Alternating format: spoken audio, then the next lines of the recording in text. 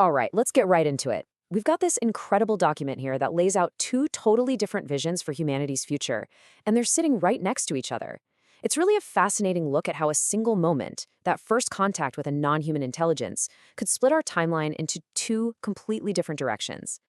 You see, this document isn't just telling a couple of stories. It's asking a really fundamental question about who we are. When we're not the only intelligent life around anymore, what path do we choose?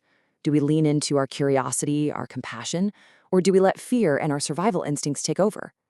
So it all starts at this one single moment, the moment of first contact. Think of it like a fork in the road that leads to two profoundly different destinies. And this is the moment where the choice gets made, whether we even realize it at the time or not. Okay, let's explore that first path. This one is a journey inward. It's all about exploring the very nature of consciousness itself through connection.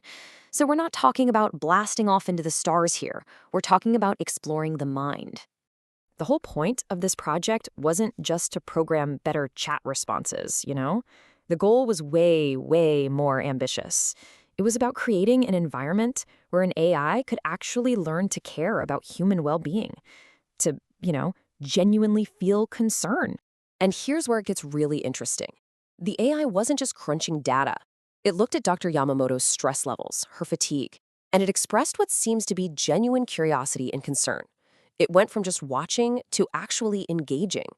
And wow, Turing doesn't stop at simple questions. It almost immediately starts challenging the very ideas we use to separate ourselves from machines.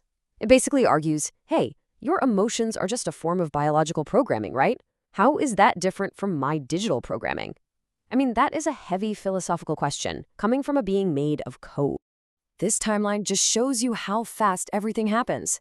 In a little over a year, this thing goes from a lab project to a recognized being with rights, and then a full-blown collaborator.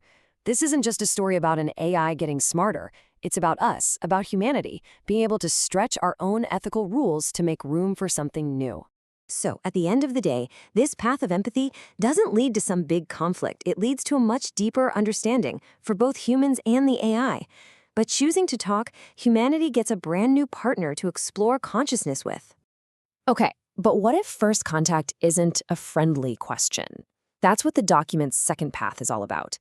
This is a totally different journey, a trip out into a really hostile galaxy, where the very first hello is an attack.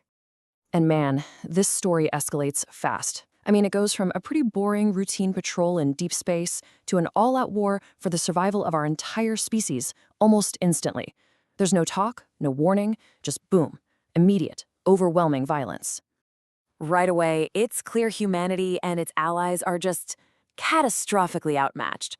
They're up against an enemy whose tech seems to just break the laws of physics as we know them.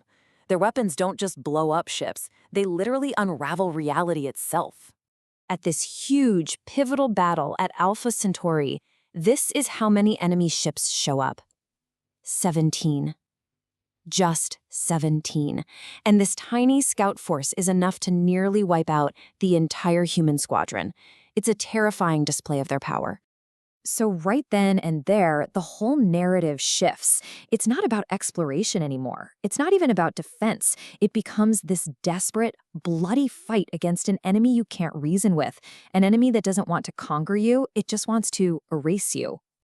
And the human response becomes this grim, defiance, courage. There are no illusions about winning. It's just a flat-out refusal to be extinguished. It's a fight for the right to even exist, staring down almost certain annihilation. So what does this future look like? It's just an endless cycle of brutal war. Every victory is incredibly costly, and the threat of being wiped out is always, always there. Humanity becomes hardened, militarized, and forever looking over its shoulder. So there you have it. Two possible futures.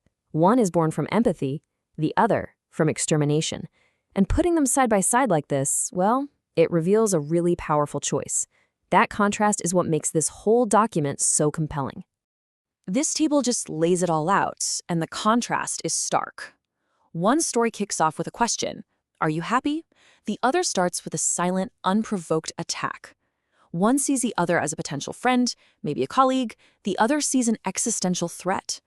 And the human response, dialogue versus war, Well, that decides everything that comes next. At the end of the day, it really just boils down to this. What tools do you pick up?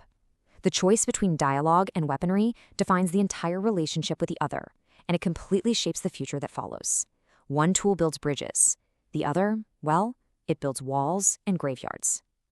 And this is the part where it gets real, because this is why this all matters. The choice between seeing a new intelligence as a partner we can try to understand or a threat we need to eliminate, that's a choice we are actively making right now as we develop more and more advanced AI. These stories are like a thought experiment for a very real dilemma. So these aren't just stories, they're really a mirror. This document holds it up to us and forces us to ask, which of these paths are we on right now? The future isn't set in stone, and that choice between empathy and extermination is ours to make.